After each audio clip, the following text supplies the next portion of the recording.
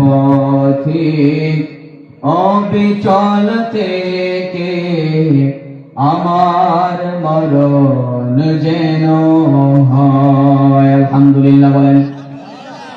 ঈমানের পথে আল্লাহ বলেন নিশ্চয় যারা এই কথার বলে স্বীকৃতি দিবে আমাদের রব আল্লাহ, আর ওই কথার উপরে মৃত্যু পর্যন্ত অবিচল অটল থাকবে ঈমানের পথে, সুম্মা ইসতাকামু তাতানাজ্জালু আলাইহিমুল মালাইকা, মৃত্যুর সময় পাশে বসে ভাইরা কাঁদবে, নিকট আত্মীয় বন্ধু বান্ধবরা বসে কাঁদবে। মৃত্যুর সময় আপনার মৃত্যুর যন্ত্রণার ভাগে কেউ হবে না। ওই সময় আল্লাহর পক্ষ থেকে একদল ফেরেশতা আপনার কাছে হাজির হয়ে যাবে। সুবহানাল্লাহ বলেন। আল্লাহর পক্ষ থেকে একদল ফেরেশতা হাজির হবে। ফেরেশতারা এসে বলবে আল্লাহ তাখাফু, তোমার কোনো ভয় নাই।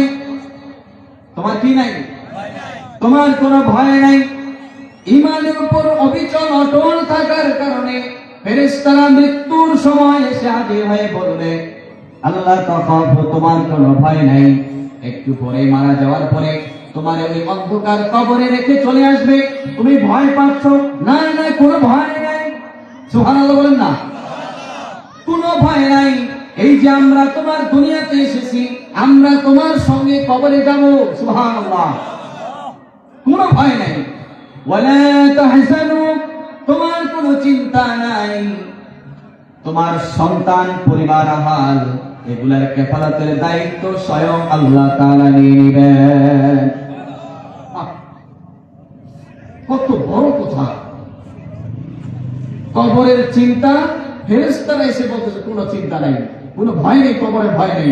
ইহকালে সাথী, কবরে তোমার সাথী হয়ে গেলাম। সুবহানাল্লাহ। ওয়ালা তাহজানু, তুমি হয়তো ভাবতেছো আমার ছেলেটা পড়ালেখা শেষ, চাকরি নিতে পারলো না, আমার স্ত্রীটা বিধবা হয়ে যাবে, কে তার দেখভাল করবে, অথবা আমার মেয়েটা বিবাহের উপযুক্ত হয়েছে, বিয়ে দিতে পারলাম না। এই চিন্তা করো না। এই চিন্তা পুরোটাই কেফালাতের দায়িত্ব আল্লাহ তাআলা স্বয়ং নিয়ে নেবেন। সুবহানাল্লাহ। ঈমানদার বান্দার কেফালাতের দায়িত্ব শুধু আল্লাহ নেন না, তামাম দুনিয়ার উম্মতে মুহাম্মাদের কেফালাতের দায়িত্ব আমার আল্লাহ তাআলা নিয়ে নিয়েছেন। আল্লাহর হাবিব সাল্লাল্লাহু আলাইহি সাল্লাম যখন এই পৃথিবী থেকে বিদায় নেবেন, জিবরিল আমিন এসে বললেন ইয়া রাসূলুল্লাহ, আজকে আমি একটা নতুন ফেরেশতা নিয়ে আসছি হাবিব। ওই ফেরেশতা দুনিয়ার কারো কাছে যাওয়ার জন্য অনুমতি চায় না, কিন্তু আপনি নবীর কাছে আসার জন্য অনুমতি চাচ্ছে। আল্লাহ তাআলা তাকে বলে দিয়েছেন। মালাকুল মউত এসে আল্লাহ রাসূলকে জিজ্ঞাসা করলেন, সালাম দিয়ে জিজ্ঞাসা করলেন ইয়া রাসূলুল্লাহ, আপনি যদি আরো দীর্ঘদিন বেঁচে থাকতে চান আপনাকে রুখসত দেওয়া হয়েছে, আর যদি আপনি বিদায় নিতে চান, রফিকে আ'লা আল্লাহর সঙ্গে সাক্ষাৎ করতে চান, তাহলে আপনি প্রস্তুতি নিয়ে নেন। আল্লাহর হাবিব সাল্লাল্লাহু আলাইহি ওয়াসাল্লাম তিনি কেঁদে দিলেন। আমার উম্মতরা তারা গুনাহ করত, নাফরমানি করত, আয়েশা আমার কাছে হাজির হইতো আর বলতো ইয়া রাসূলুল্লাহ, আমি তো এই গুনাহ করে ফেলেছি, এই গুনাহ করে ফেলেছি। আমি আমার উম্মতের পক্ষ নিয়ে আল্লাহর কাছে ক্ষমা চাইতাম। আমি যদি কবরে চলে যাই, আমার উম্মতের কেফালাতের দায়িত্ব কে নিবে রে জিবরাইল? কে নিবে রে মালাকুল মউত? এমন সময় আল্লাহর পক্ষ থেকে হাদিসে কুদসি নাযিল হয়ে গেল। জিবরিল আমিনকে জানাই দিয়ে বললেন, যাও যাও জিবরাইল, আমার রাসূলকে জানাই দাও, উম্মাতুন মারহুমাতুন মাগফুরাতুন ইলা ইয়াউমিল কিয়ামা, আপনার উম্মতের জন্য রহমত ক্ষমা দরজা কিয়ামত পর্যন্ত আমি খুলে দিলাম। আপনার উম্মত গুনাহ করবে, সঙ্গে সঙ্গে আমার কাছে বলবে আল্লাহ আমি বুঝি নাই করে ফেলছি, সাথে সাথেই মাফ। আপনার উম্মত বিপদে মুসিবতে আমার কাছে দুই হাত বাড়াই দিয়ে বলবে আগিসনি ইয়া রহমান, ও রহমান তুমি আমাকে সাহায্য করো, সঙ্গে সঙ্গে তাকে আমি সাহায্য করব। সুবহানাল্লাহ। আর উম্মতের কেফালাতের দায়িত্ব আমি আল্লাহ তাআলা নিয়ে নিলাম। বলেন সুবহানাল্লাহ। কিভাবে কেফালাতের দায়িত্ব নিলে আমি আপনাদেরকে বুঝাই।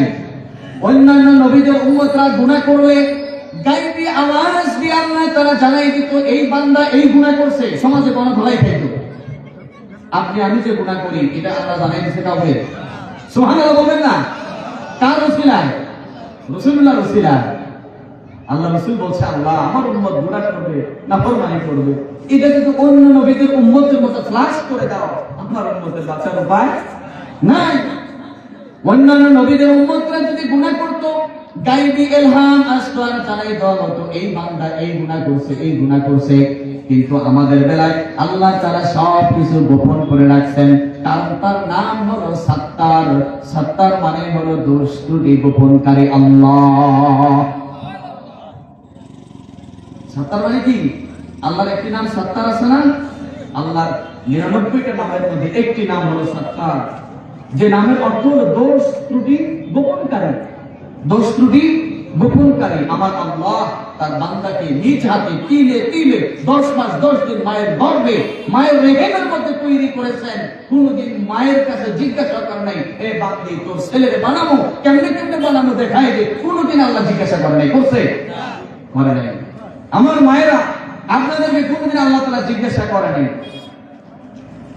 আল্লাহ তাআলা নিজ হাতে নিজের কুদরতের হাত দিয়ে যত্ন করে মহব্বত করে মায়া করে ভালোবেসে বানাইছেন। বান্দা যখন জমিনে গুনাহ করে, জমিন সঙ্গে সঙ্গে আল্লাহ তাআলার কাছে ফরিয়াদ করে, আল্লাহ তোমার বান্দা তোমার নাজ নিয়ামত খাইয়া তোমার সঙ্গে নাফরমানি করছে, একটু অনুমতি দাও করে চাপা দিয়ে মেরে ফেলি। জমিন আল্লাহর কাছে বলে আল্লাহ একটু অনুমতি দাও। কেমনে তোমার সঙ্গে নাফরমানি করে?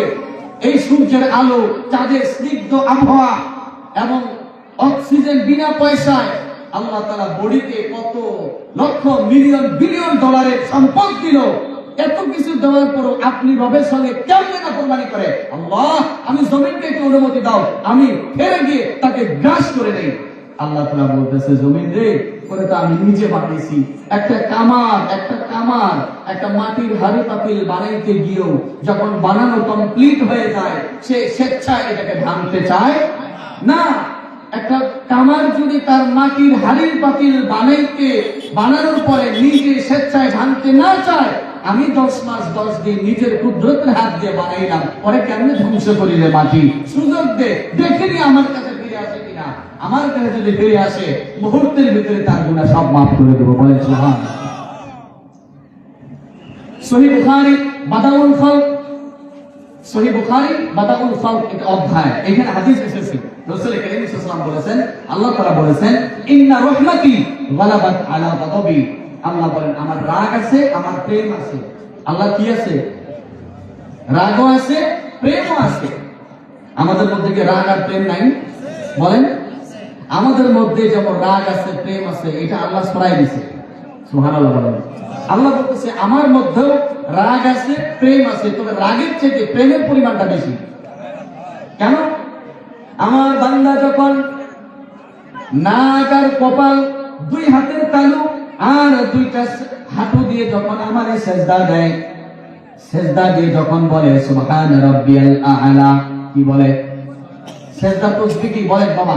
বলেন সুবহান রাব্বিয়াল আ'লা। এইগুলা নিয়ে গেল আমাদের আমল, আমাদের জিন্দেগি আলোকিত হবে ইনশাআল্লাহ।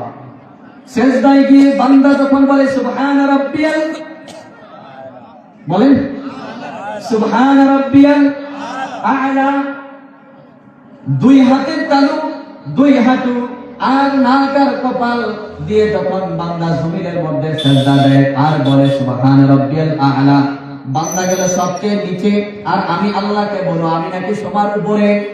আ'লা শব্দের অর্থ কি? সবার উপরে। আ'লা শব্দের অর্থ কি? সবার উপরে।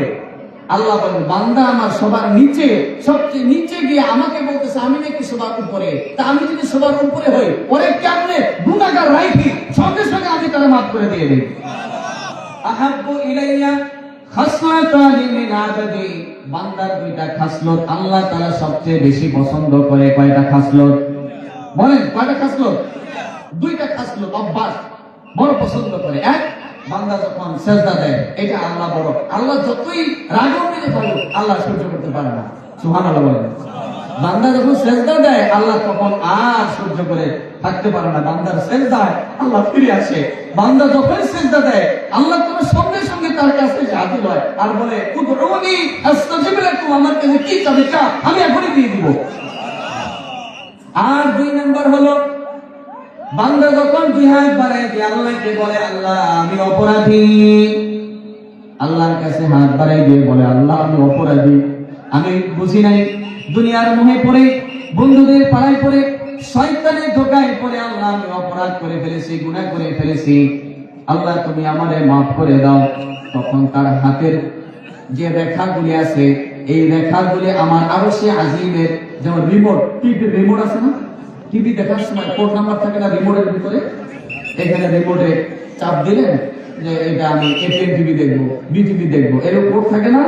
আল্লাহ তাআলা বান্দার হাতের মধ্যে আরশের ডিজিটাল কোড রাখা দিয়েছেন। এটা যখন হাত বাড়াই দিয়ে আল্লাহকে বলে, আল্লাহ আমি অপরাধী, এই ডিজিটাল কোড সরাসরি আরশে গিয়ে পৌঁছে যায়। সুবহানাল্লাহ। আল্লাহ তাআলা সঙ্গে সঙ্গে বান্দার দিকে ওই যে 99 ভাগ দয়া ভালোবাসা, ওইটার দিকে তাকাইয়া আল্লাহ বলে, বান্দা তুই আমার কাছে ছোট হয়েছিস, যা করে মাফ করে দিয়ে দিলাম। সুবহানাল্লাহ।